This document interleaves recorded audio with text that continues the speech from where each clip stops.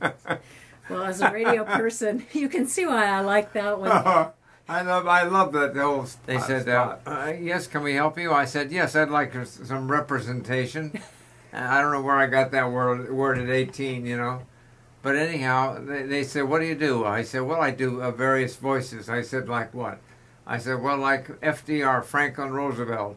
Yesterday, December 7th, a day that will live in infamy."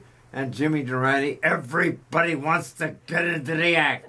And that's all, folks. I was curious, listening to Beaver, how you got that whistle in your voice. Well, I actually I put a sound effects man friend of mine, Jimmy McDonald, said, hold a police whistle right in front of your mouth, and every time you hit an S, you know, the police whistle will help you out, yeah. But that was actually Walt Disney's idea. Yeah. Because when Stan sat down to do it, they said, hold on, Walt's going to come down and direct you himself, Stan.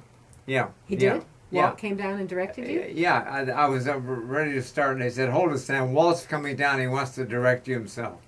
So he came down, and morning, Stan, morning, Walt, and... Did you know him already?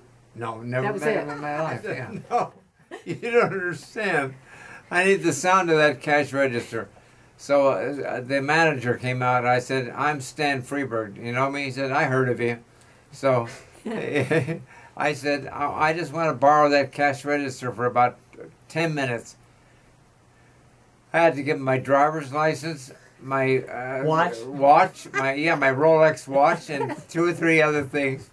And then they put the cash register on the dolly and rolled right back to Capitol and recorded it. My A&R man, Ken Nelson, couldn't believe that I pulled that off. So now it goes, jingle bell chicong, jingle bell chicong, jingle all the way, and then the door slams shut. So now as we're walking back with the cash register, my sound effects guy says, working with you, Freberg, is like working with nobody else. You remember? Well, Howard Gossage, my friend in San Francisco, asked me one day, what do you think of advertising? I said, I hate most of it. He says, just the man we want. So I had me record for his client, Contadina Foods, and I wrote the song. Who puts 8 great tomatoes in that little bitty can? Who puts 8 great tomatoes in that little bitty can? Who puts 8 great tomatoes in that little bitty can? You know who, you know who, you know who. And the announcer says, in case you don't, it's Contadina tomato paste. And then the president of Contadina, when they asked, why did you go with Freberg? He said, because it didn't sound like advertising. It didn't sound like normal advertising. Now, what was it about advertising that was fun for you? I wanted to improve it. Before Stan Freberg, there was no humor in advertising.